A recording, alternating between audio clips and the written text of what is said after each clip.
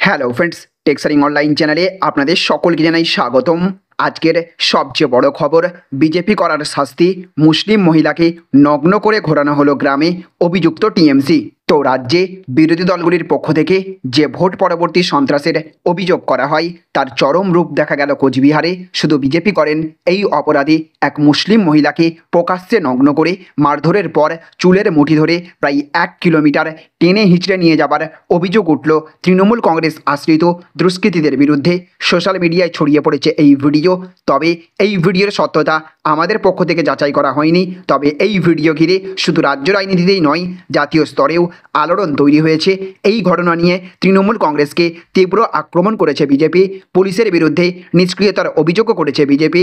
Social মিডিয়ায় অত্যাচারিত মহিলার ভিডিও ছবি শেয়ার করে বিজেপি নেতা অমিত ঠাকুর, জাতীয় মহিলা কমিশন এবং কমিশনের চেয়ারপারসন রেখা শর্মা, রাজ্যের বিরোধী দলনেতা শুভেন্দু অধিকারীর দৃষ্টি আকর্ষণ করে লিখেছেন, বিজেপিকে সমর্থন করার জন্য পশ্চিমবঙ্গের কোচবিহার জেলার মাথাভাঙা বিধানসভা অঞ্চলের রামঠ্যাঙ্গা মার্কেট অঞ্চলে এক মুসলিম মহিলাকে নগ্ন করে মারধর করা হয়েছে।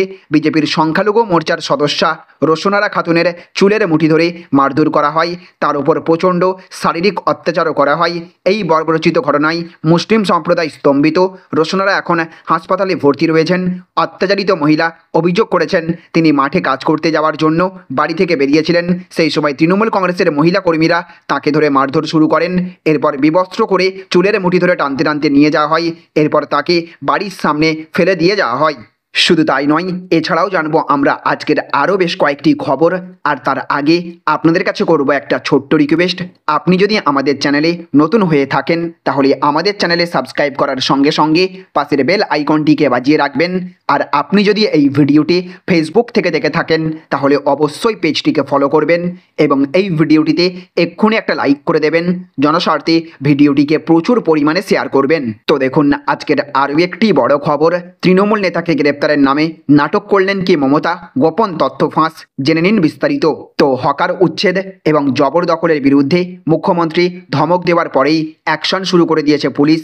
এমনকি ডাবগ্রাম ফুলবাড়িতে তৃণমূলের ব্লক সভাপতিকে গ্রেপ্তার পর্যন্ত করা হয়েছে, যা দেখে অনেকেই বলছেন যে প্রশাসন এবার দল রং না দেখে কাজ করছে। কিন্তু এমনটা ভাবলে ভুল করা হবে। এই রাজ্যের প্রশাসনের কাছ থেকে নিরপেক্ষ কিছু আশা করাই বৃথা। সাময়িকভাবে তৃণমূল নেতাকে গ্রেপ্তার করা হলেও এটা একটা আইওয়াশ বলেই দাবি করলেন রাজ্যের বিরোধী দল নেতা শুভেন্দু অধিকারী। এই দিন এই ব্যাপারে শুভেন্দুবাবুকে একটি প্রশ্ন করা হয়, আর সেই প্রশ্নের উত্তরে দিতে গিয়ে তিনি বলেছেন, এইসব আইওয়াশ ছাড়া আর কিছু নয়। ওই দেখবেন দেবাশিস প্রামাণিক গ্রেপ্তার করা হয়েছে, সে আইসির ঘরে এসিতে বসে আছে। এই কেসে কোনো চার্জশিট হবে না। ও কয়েকদিন বসে লুচি, ছোলার ডাল, খাসির মাংস, যেমন শাহজাহান জেলের মধ্যে মোবাইল ফোন ব্যবহার করছে তেমনটাই হবে। তারপরে মিডিয়া সরে যাবে, out of side out of mind.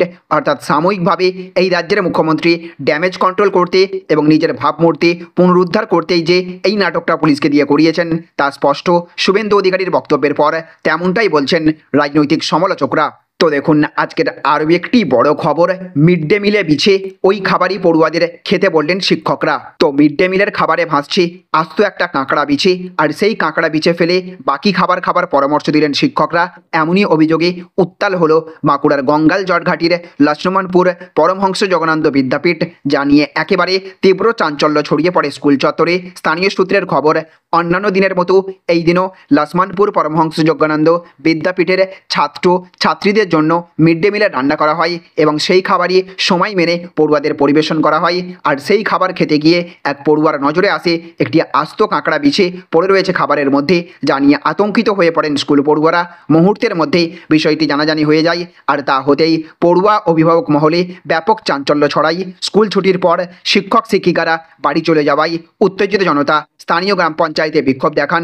ওই স্কুলের এক ছাত্রীর দাবি, মিড ডে মিলের খাবারে কাঁকড়া বিছে দেখতে পাওয়ার পরও বিষয়টি শিক্ষকদের জানালে বিষয়টি বাড়ির লোককে না জানিয়ে ওই খাবার খেয়ে নেওয়ার পরামর্শ দেন, যদিও তার আগে বেশ কয়েকজন ছাত্রছাত্রী ওই খাবার খেয়ে ফেলে বলে সে জানায়। তো দেখুন আজকের আরও একটি বড় খবর, বিরাট ধাক্কা মোবাইল গ্রাহকদের, রিচার্জের দামে বিপুল বৃদ্ধি করল জিও। তবে কি বিয়ের খরচ তোলা হচ্ছে? তো রিলায়েন্স জিও ঘোষণা করেছে যে তারা 30 জুলাই থেকে তাদের মোবাইল পরিষেবার হার বাড়াবে। কোম্পানি প্রায় সব প্ল্যানে মোবাইল পরিষেবা হারের মূল্য বাড়িয়েছে। করেছে। প্রায় 2.5 বছরের ব্যবধানে জিও মোবাইল পরিষেবার হারে বৃদ্ধি ঘটিয়েছে। সর্বনিম্ন রিচার্জের দাম 19 টাকা করা হচ্ছে। 1 জিবি ডেটা অ্যাড অন প্যাকের জন্য 15 থেকে প্রায় 27% বেশি। 75 জিবি পোস্টপেড ডেটা প্ল্যানের দাম এখন গ্রাহকদের 399 এর বিপরীতে 449 টাকায় করতে হবে। জিও 84 দিনের বৈধতার সাথে জনপ্রিয় 666 টাকার আনলিমিটেড প্ল্যানের দামও বাড়িয়েছে প্রায় 799 টাকায়। নতুন পরিকল্পনাগুলি ঘোষণা করার সময় জিও দাবি করেছে যে এটি বিশ্বব্যাপী সবচেয়ে সাশ্রয়ী মূল্যে সর্বোত্তম মানের পরিষেবা প্রদানের প্রতিশ্রুতি বজায় রেখেছে। এদিকে আবার আজকের আরও একটি বড় খবর, জিওর পর এবার মাসুল বাড়ালো এয়ারটেলও, মধ্যবিত্তের মাথায় হাত। তো ফের মধ্যবিত্তের মাথায় হাত। জিওর পর এবার এয়ারটেলের গ্রাহকদেরও বাড়তি খরচ গুনতে হবে। 30 জুলাই থেকে কার্যকর হবে এই নয়া মাসুল। প্রিপেড থেকে শুরু করে পোস্টপেড সমস্ত প্ল্যানেরই দাম বাড়ছে। এবার এক নজরে দেখে নিন কোন কোন প্ল্যান কত টাকা বাড়ছে। প্রথমেই বলা হয়েছে 179 টাকার প্ল্যান, যাতে প্রতিদিন 2 জিবি ডেটা এবং 100টি মেসেজ পাওয়া যায়, তার দাম বেড়ে হচ্ছে 199 টাকা। 455 টাকা, যাতে প্রতিদিন 6 জিবি ডেটা এবং প্রতিদিন 100টি মেসেজ পাওয়া যায়, তার দাম বেড়ে হবে 509 টাকা। 1 বছরের 1799 টাকার প্ল্যানটি রিচার্জ করতেন এক ধাক্কায়, তাদের খরচ বাড়ছে 200 টাকা। এই প্ল্যানের নতুন দর হবে 1999 টাকা। 265 টাকার প্ল্যান, যাতে প্রতিদিন 1 জিবি ডেটা, আনলিমিটেড কল এবং 100টি মেসেজ পাওয়া যায়, সেটি বেড়ে হবে 299 টাকা। 299 টাকার প্ল্যান বেড়ে হচ্ছে 349 টাকা। এতে প্রতিদিন 1.5 জিবি ডেটা, আনলিমিটেড কল এবং 100টি মেসেজ পাওয়া যায়। 359 টাকার প্ল্যান, যাতে 2.5 জিবি ডেটা, আনলিমিটেড কল এবং 100টি মেসেজ পাওয়া যায়, সেটার দাম বেড়ে হচ্ছে 409 টাকা। 399 টাকার প্ল্যান বেড়ে হচ্ছে 449 টাকা। 56 দিনের যে দুটি প্ল্যান রয়েছে, অর্থাৎ 479 এবং 549 টাকা, তার দর বাড়ছে 100 টাকা করে।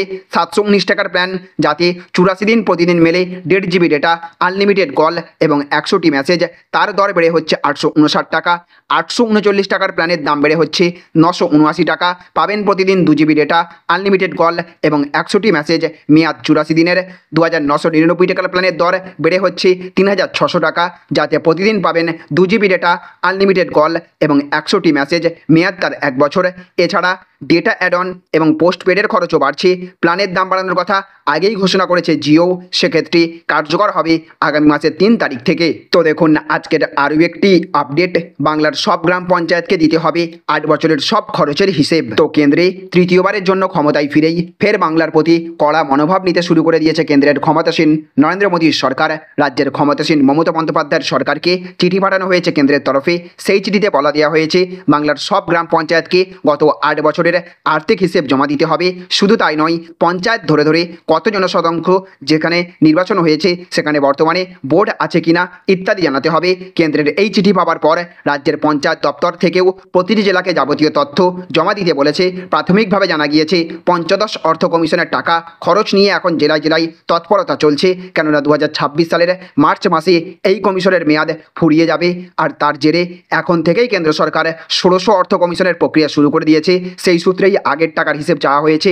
নবান্ন সূত্রের খবর, চতুর্দশ এবং পঞ্চদশ অর্থ কমিশনের টাকার হিসেবেই মূলত দেখতে চাইছে কেন্দ্র। তারা যে ফরম্যাট পাঠিয়েছে তাতে দেখা যাচ্ছে 2015-16 থেকে 2023-24 সাল পর্যন্ত প্রতিটি পঞ্চায়েতে কত টাকা পেয়েছে এবং তার মধ্যে কত খরচ করেছে তা উল্লেখ করতে হবে। পাশাপাশি তাদের নিজস্ব আয়ের পরিমাণও জানাতে হবে। রাজ্যের পঞ্চায়েত দপ্তরের আধিকারিকদের দাবি, পুরনো টাকার কতটা খরচ হয়েছে তার উপরেই হয়তো ভিত্তি করে রাজ্যের জন্য ষোড়শ অর্থ কমিশনের বরাদ্দ ঠিক করা হবে। রাজ্য বর্তমানে এই খাতে যে টাকা পাচ্ছে তা বাড়বে নাকি একই থাকবে, সবটাই নির্ভর করছে পঞ্চায়েতগুলির পাঠানো তথ্যের ওপর। বর্তমানে চতুর্দশ অর্থ কমিশনের কোনো টাকা আর পড়ে নেই, সব জেলায় তাদের প্রাপ্য টাকা খরচ করেছে বলে জানা গিয়েছে। অন্যদিকে পঞ্চদশ অর্থ কমিশনের 3000 কোটি টাকারও বেশি টাকা অব্যবহৃত ব্যবস্থায় পড়ে রয়েছে। এখনও পর্যন্ত খরচ হয়েছে 700 কোটি টাকার কাছাকাছি, ফলে এখনও বিপুল পরিমাণ টাকা খরচ করা বাকি। এর মধ্যে আগামী দিনে ধাপে ধাপে আরও টাকা ঢুকবে। তাই প্রতিটি জেলাকে গ্রাম উন্নয়নের কাজে বেশি করে টাকা খরচের নির্দেশ দিয়েছে রাজ্যের পঞ্চায়েত দপ্তর। কেন্দ্রের পাঠানো টাকা যাতে সঠিকভাবে খরচ হয় তার জন্য নবান্ন থেকে যেমন জেলা ব্লক ধরে ধরে গ্রাম পঞ্চায়েত স্তর অবধি কড়া নজরদারি চালানো হচ্ছে, ঠিক তেমনি রাজ্যের পঞ্চায়েত দপ্তরের আধিকারিকেরাও প্রতিনিয়ত জেলার আধিকারিকদের সঙ্গে বৈঠক করে যাতে দ্রুত টেন্ডার ডেকে ওয়াক অর্ডার দেওয়া যায় সেই সব দেখভাল করছেন। তাহলে ফ্রেন্ডস বুঝতে পারলেন, এই ছিল আজকের কয়েকটি গুরুত্বপূর্ণ আপডেট। এই ভিডিওটি আপনাদের যদি ভালো লেগে থাকে তাহলে অবশ্যই ভিডিওটিতে একটা লাইক করবেন এবং অবশ্যই ভিডিওটিকে রাজ্যের সমস্ত মানুষের কাছে শেয়ার করে সকলকে জানার সুযোগ করে দেবেন। ভালো থাকবেন, সুস্থ থাকবেন। Thank you friends, thank you for watching.